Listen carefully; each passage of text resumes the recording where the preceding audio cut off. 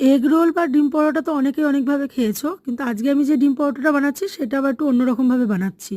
প্রথমে তেল, চিনি, নুন দিয়ে ময়দাটাকে সুন্দর ময়াম দিয়ে মেখে নিয়েছি, তারপর একটা ভিজা কাপড় দিয়ে ঢেকে রেখেছি কিছুক্ষণ ময়দাটা নরম হওয়ার জন্য।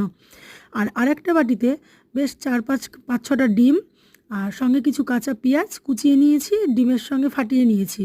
তার সঙ্গে দিয়েছি একটু নুন, একটু গোলমরিচের গুঁড়ো আর ঘরে কিছু অরিগ্যানো সিডস, আর তার সঙ্গে ছিল চিলি ফ্লেক্স রাখা। তা সেটা ওর সঙ্গে মিশিয়ে নিয়েছি, একটু নতুনত্ব হবে ভেবে। তা যাই হোক, যেই ভাবা সেই কাজ, ভালো করে মিশিয়ে নিয়েছি। আর ময়দাটাকে অল্প ছোট ছোট লেচি কেটে ছোট ছোট পরোটার মতন বেলে নিয়েছি। খুব বেশি বড় করিনি, একটু হালকা মোটা মোটা করেছি যাতে খুব ভালো হয়, সফট হয়। তা যাই হোক, সুন্দর করে বেলে আটা দিয়ে তাকে ওই ডিমের গোলাটার ভিতরে চুবিয়ে দু পিঠ করে ভালো মতন চুবিয়ে নিয়ে ফ্রাইং প্যানে ভেজে নিয়েছি অল্প তেল দিয়ে। বেশ চেপে চেপে স্টিমটাকে একদম কমিয়ে দিয়ে ভেজেছি। খুব সুন্দর হয়েছিল।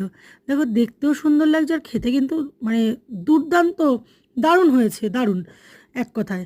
কারণ কি, অর্গ্যানো সিডসের ফ্লেভারটাও আসছে আর চিলি ফ্লেক্সেরও ফ্লেভারটা আসছে, সঙ্গে গোলমরিচেরও একটা হালকা ঝাঁঝ লাগছে, মুখে কাঁচা মানে পেঁয়াজগুলোও পড়ছে।